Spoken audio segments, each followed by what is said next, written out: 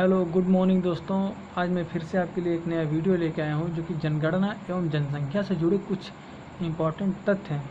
बात यह है कि जनगणना और जनसंख्या से जो है पेपरों में हमेशा पूछ लिया जाता है। जब भी कोई जनगणना हुआ रहता है उन जनगणना से क्वेश्चन हमेशा पूछ लिए जाते हैं, तो इसलिए ये हमारे पेपर के पॉइंट ऑफ व्यू से बहुत ही ज़्यादा इम्पॉर्टेंट हो जाता है। तो चलिए आज इसको भी हम लोग कवर करके ख़त्म कर देते हैं। चलिए शुरू करते हैं। तो क्वेश्चन है, तो इसमें देखिए, इसमें से पॉइंट टू पॉइंट सारी बातें हम लोग करेंगे और इसमें जो भी आपको इम्पोर्टेंट लगे उसको आप नोट कर लीजिएगा, ठीक है, जिससे आप बाद में उसको पढ़ सकें और उसको दोबारा रिवीजन कर सकें जल्दी से जल्दी। ठीक है, तो चलिए शुरू करते हैं कि यूएनओ द्वारा जारी वर्ल्ड पॉपुलेशन प्रॉस्पेक्ट्स में भारत की विश्व की जनसंख्या 7.55 अरब आकलित की गई। ठीक, इसमें 2024 तक 2017 की रिवीजन रिपोर्ट, ठीक, भारत की जनसंख्या चीन से अधिक होगी। मतलब 2024 की रिपोर्ट तक 2024 तक भारत की जनसंख्या क्या होगी, चीन से अधिक होगी। और 2030 तक भारत में 151.3 करोड़ एवं चीन में 144.1 करोड़ लोग होंगे।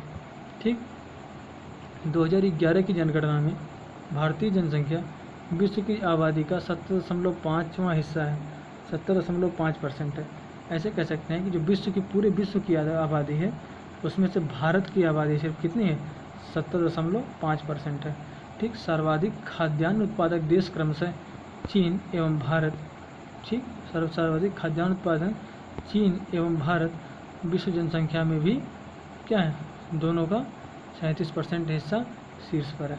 ठीक है, मतलब ये दोनों जो है 37% उत्पादन करते हैं। ठीक है, उस हिसाब से क्या है, शीर्ष पे हैं। आगे चलते हैं कि विश्व जनसंख्या में क्रमशः शीर्ष पर पहले पे ईसाई आते हैं, पूरे विश्व में सबसे आते हैं, उसके बाद फिर मुस्लिम आते हैं, उसके बाद फिर तीसरे नंबर पे हिंदू आते हैं। और जनसंख्या में चीन है, फिर कौन सा है, भारत है। ठीक है, चीन है और दूसरे नंबर पे कौन है, फिर भारत है। ठीक, अब आगे चलते हैं। इसमें कहता है कि चीन एवं भारत की विश्व जनसंख्या में क्रमशः 19% मतलब 141 करोड़ और 17.5% मतलब कि 121 करोड़ 2011 मतलब भागीदारी में शामिल है। मतलब ये चीन और भारत जो है पहले तथा दूसरे नंबर पे जनसंख्या के मामले में है, तो उस हिसाब से चीन की जो जनसंख्या है वो पूरे विश्व की 19% है। 19% मतलब कि 141 करोड़ वहाँ की जनसंख्या है, और भारत की जनसंख्या है 17.5% अर्थात 121 करोड़। ठीक है, भागीदारी शामिल है। 1951 में भारतीय जनसंख्या 36 करोड़ तथा 2001 में 102 करोड़ थी। तो एक क्वेश्चन में पूछ लेता है कि 1951 में भारत की जनसंख्या कितनी थी, 36 करोड़ थी, और 2001 में 102 करोड़ थी। अच्छा, भारत में 10 की जनसंख्या वृद्धि लगभग 18 करोड़ है। भारत में 10 की जनसंख्या वृद्धि लगभग कितना है, 18 करोड़ है, जबकि खाद्यान्न उत्पादन वर्ष 2000 के स्तर पर स्थित है। ठीक है, अब ये देख लेते हैं थोड़ा सा उत्तर प्रदेश। ठीक, उत्तर प्रदेश के बारे में पढ़ते हैं। तो उत्तर प्रदेश 20 करोड़ की जनसंख्या में चीन, अमेरिका, इंडोनेशिया के बाद विश्व में प्रथम। ठीक, वेटिकन सिटी 1000 विश्व में, मतलब वेटिकन सिटी की जो पॉपुलेशन है कितनी है, 1000 है। विश्व में सबसे कम जनसंख्या, यहाँ पोप का निवास स्थल है। मतलब यहाँ पे कौन निवास करते हैं, यहाँ पे जो है पोप निवास करते हैं। ठीक है, और सर्वाधिक वृद्धि दर कहाँ पे है, सर्वाधिक वृद्धि दर जो आपकी है वो अफ्रीका देशों में। सर्वाधिक वृद्धि दर कहाँ पे है, तो अफ्रीकी देशों में सर्वाधिक वृद्धि दर है। ठीक है, इधर भी देख लेते हैं कि 90% जनसंख्या उत्तरी गोलार्ध में 20 डिग्री से 40 डिग्री अक्षांशों के मध्य निवास करती है। ठीक है, 90% जनसंख्या उत्तरी गोलार्ध में 20 डिग्री से लेकर 40 डिग्री के मध्य निवास करती है। सर्वप्रथम जनसंख्या नीति भारत ने 1952 में तथा नई जनसंख्या नीति 2000 में अपनाई थी। ठीक है, जनसंख्या विज्ञान को क्या कहते हैं, डेमोग्राफी कहते हैं। जनसंख्या विज्ञान क्या कहते हैं, तो डेमोग्राफी कहते हैं। अच्छा, यहाँ पे देख लेते हैं कुछ देश हैं, उन देशों का जनसंख्या और विश्व में उनका परसेंटेज के रूप में लिखा गया है। जैसे चीन है, चीन की जनसंख्या है 141 करोड़। चीन की जनसंख्या है 141 करोड़। अब विश्व में इसका परसेंटेज है 18.7%। अब विश्व में इसका परसेंटेज है 18.7%। ठीक है। भारत में 133.9 करोड़ और यहाँ की प्रतिशतता कितनी है? 17.7% है। ठीक। अमेरिका 32.4 करोड़ है, क्योंकि पूरे विश्व का 4.3% कवर करता है। इंडोनेशिया 26.4 करोड़ है, ये पूरे विश्व का 3.5% कवर करता है। ब्राज़ील 20.9% है, ये 2.8% पूरे विश्व का कवर करता है ब्राज़ील। पाकिस्तान 19.7% है, 19.7 करोड़ है, और जिसकी आबादी पूरे विश्व की 2.6% है। नाइजीरिया 19.1% है, और पूरे विश्व की आबादी का 2.5% इसकी जनसंख्या है। ठीक है। बांग्लादेश 16.5% है, और इसकी भी जो आबादी है पूरे विश्व की आबादी की 2.2% है। ठीक है। बढ़ते हैं नेक्स्ट क्वेश्चन पे। भारत में लगभग 275 मिलियन टन के उपज के सापेक्ष हमारी आवश्यकता 300 मीटन, ठीक है, से अधिक होती है। यही दशा कुपोषण एवं भूखमरी में वृद्धि हेतु उत्तरदायी है। ठीक। नई जनसंख्या नीति 2000 में भारत द्वारा जनसंख्या को स्थिर करने का लक्ष्य 2070 निर्धारित किया गया। ठीक है। भारत में सर्वाधिक मुस्लिम परसेंट लक्षद्वीप तथा सर्वाधिक हिंदू परसेंट। अगर पूछे कि भारत में सर्वाधिक मुस्लिम परसेंट कहाँ पे है, तो लक्षद्वीप में है, जो कि कितना है? 96.5% है। भारत में अगर पूछ ले कि सर्वाधिक मुस्लिम कहाँ पे हैं, सर्वाधिक मुस्लिम आपके हो जाएंगे लक्षद्वीप में। कितने हैं? 96.5%। अगर उसी जगह पर अगर पूछे सर्वाधिक हिंदू कहाँ पे हैं, सर्वाधिक हिंदू आपके मिल जाएंगे हिमाचल प्रदेश में। तो कितने हैं? 95.17%। तो कितने हैं? 95.17% हिंदू हिमाचल प्रदेश में निवास करते हैं। अगर सर्वाधिक ईसाई की बात कर ली जाए, सर्वाधिक ईसाई जो है परसेंटेज में कहाँ भी पाए जाते हैं? तो नागालैंड में मिलते हैं। सर्वाधिक ईसाई जो है कहाँ मिलते हैं? नागालैंड में मिलते हैं। बौद्ध, जैन एवं पारसी का सर्वाधिक प्रतिशत महाराष्ट्र में है। बौद्ध, जैन एवं पारसी का सर्वाधिक प्रतिशत कहाँ पे है? तो महाराष्ट्र में। जैसे क्वेश्चन पूछ बौद्ध का सर्वाधिक कहाँ पाए जाते हैं? बौद्ध। जैन कहाँ सर्वाधिक पाए जाते हैं? पारसी कहाँ सर्वाधिक पाए जाते हैं? तो इस तीनों का एकमात्र आंसर क्या होगा? इस तीनों का एकमात्र होगा आंसर महाराष्ट्र। ठीक। रोचक है कि अभी हाल ही में चीन द्वारा 2 बच्चों की नीति को अनुमति दे दी गई है। ठीक है। भारत में जनगणना जो 10 वर्ष के बाद होती है का 15वां भाग 2011 भारत जनगणना में प्रारंभ हुआ 1872 साल। ठीक है। अगली जनगणना 2021 में की जाएगी। भारत में पहली जनगणना 1872 में लॉर्ड मेयो के शासनकाल में हुआ था।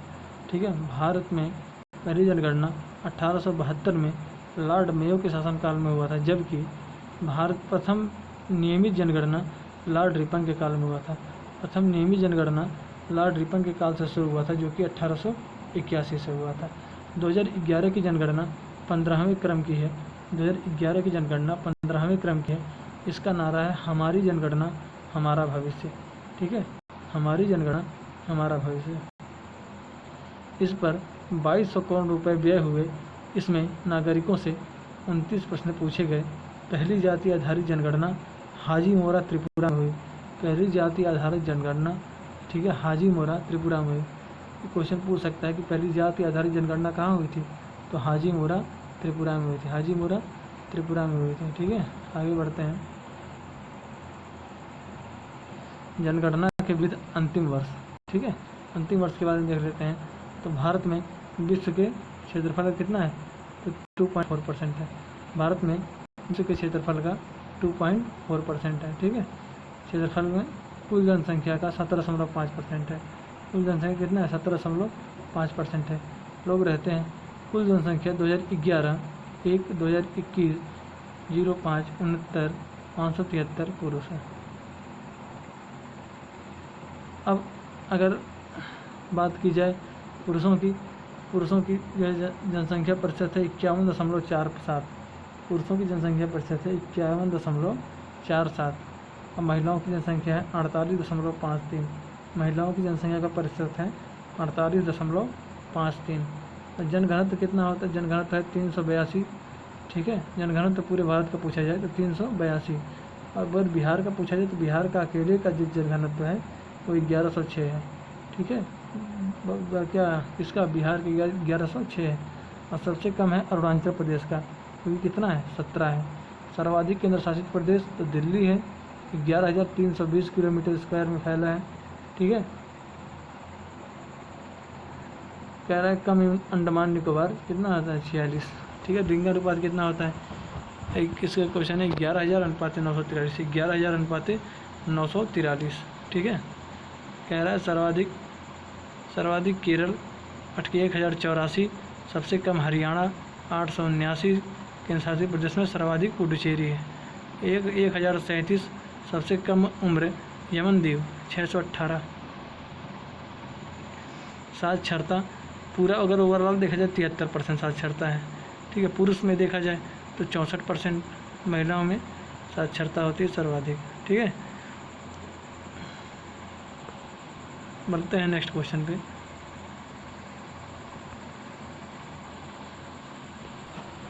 इसी वीडियो के साथ हम पशुपालन और उनके पशुपालन एवं श्वेत क्रांति के बारे में पढ़कर ख़त्म करेंगे। ठीक है, तो दुग्ध उत्पादन को बढ़ावा देने हेतु डॉक्टर वर्गीस कुरियन के नेतृत्व में ऑपरेशन फ्लड चलाया गया। ठीक है, इसे श्वेत क्रांति नाम दिया गया, इसे श्वेत क्रांति के नाम से भी जानते हैं। ठीक है, पशुधन में भारत का स्थान विश्व में प्रथम है। पशुधन में भारत का स्थान विश्व में प्रथम है। पशुओं में भैंसों की संख्या में भारत प्रथम, और गौ पशु है एवं बकरियों की संख्या में दूसरा स्थान है। भेड़ों की संख्या की दृष्टि से भारत का स्थान तीसरा है। भारत में गौ पशुओं की संख्या में क्रमशः मध्य प्रदेश, पश्चिम बंगाल एवं उत्तर प्रदेश का स्थान है। और भैंसों की संख्या की दृष्टि से क्रमशः 3 बड़े राज्य उत्तर प्रदेश, आंध्र प्रदेश और राजस्थान, ये तीनों क्या हुए, तीनों जो है इस पर सुलह कर लिए।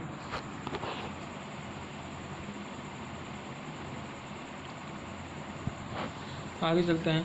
दुग्ध उत्पादन की दृष्टि से उत्तर प्रदेश का प्रथम स्थान है। दुग्ध उत्पादन की दृष्टि से श्वेत क्रांति का, ठीक है, प्रथम स्थान है। और क्या कह रहा है कि भारत में सर्वाधिक राजस्थान में, पश्चिम बंगाल में बकरियां पाई जाती हैं। ठीक है, जमुनापरी अधिक दूध देने वाली बकरी की नस्ल है। ठीक है, केंद्रीय बकरी अनुसंधान संस्थान कहाँ है, केंद्रीय बकरी अनुसंधान संस्थान जो है आपका विश्व में अगर पूछे कि उत्पादन में विश्व में सबसे सर्वाधिक कौन है, तो आपका आंसर होगा जो है मुर्गी पालन में चीन और अमेरिका के बाद का टाइम है। ठीक है, और दूसरा क्या है, उत्पादन के विश्व में भारत दुग्ध हो गया था। उत्पादन के उसमें जब भारत दुग्ध हो गया था। ठीक है, मुर्गी पालन में चीन और अमेरिका के बाद भारत तीसरे स्थान पर है। भारत में सर्वाधिक मुर्गी पालन पश्चिम बंगाल में, जबकि सर्वाधिक अंडा उत्पादन आंध्र प्रदेश में होता है।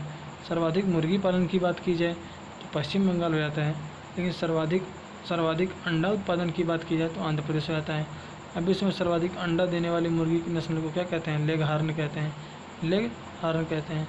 तो आपको मेरी ये वीडियो कैसी लगी, इसमें आप हरित क्रांति और श्वेत क्रांति को बढ़िया से क्लोज रूप से अच्छे से उसको कर पाए ना सॉल्व। तो अगर आपको मेरी वीडियो अच्छी लग रही है तो मेरा वीडियो लाइक करिए, शेयर करिए एंड सब्सक्राइब करिए। ओके, बाय बाय, मिलते हैं नेक्स्ट वीडियो में।